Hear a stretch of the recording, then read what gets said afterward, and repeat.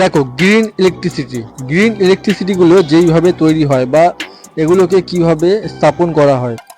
এই যে বড় বড় টারবাইনগুলো দেখছো, এই যে বড় বড় ব্লেডগুলো ঘুরছে, এর মধ্যেই কিন্তু মেশিন লাগানো আছে যার মধ্যে দিয়ে বায়ু বিদ্যুৎ তৈরি হয়। কিন্তু এইগুলো নিয়ে যাওয়াটা কিন্তু খুব রিস্কের। যেগুলো পাহাড়ের এলাকায় গিয়ে লাগানো হয়, যেখানে হাওয়ার গতি প্রচুর পরিমাণে বেশি থাকে। তো এই যে বড় পোলটাকে দেখছো, এইগুলোকে, এই যে ডানাগুলো দেখছো, এইগুলোকে ফিটিং করতে হয় ক্রেনের মাধ্যমে।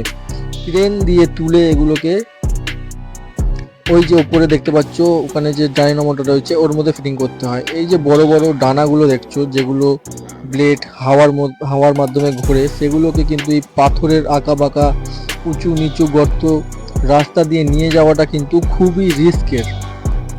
অনেকটা ঝুঁকি নিয়ে এগুলোকে নিয়ে যেতে হয়, একটু অসাবধানতা হলেই কিন্তু খাইতে পড়ে যাবে।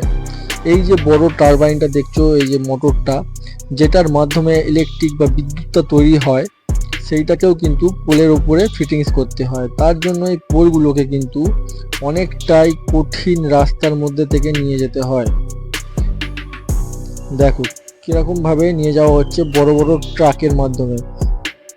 এগুলো কিন্তু খুব সহজ কাজ নয়। এই যে দেখতে পাচ্ছ আঁকা বাঁকা রাস্তা দিয়ে এগুলোকে নিয়ে যেতে হয়, অনেকটাই কঠিন, অনেকটাই শক্ত এই পথ দিয়ে যাওয়া। সবাই কিন্তু পারবে না। তারপরে এগুলো নিয়ে যাওয়ার পরে ওয়ার্কার দিয়ে এগুলোকে ফিটিংস করা হয়। এগুলো একবার ফিটিংস করে দিলে আর নিয়মিত সার্ভিস করলে এগুলো দিনের পর দিন চলতে থাকে, লাগাতার 25 বছর অবধি এগুলো একভাবে বিদ্যুৎ সরবরাহ করতে থাকে। ভিডিওটা ভালো লেগে থাকলে একটি লাইক দিয়ে দেবে।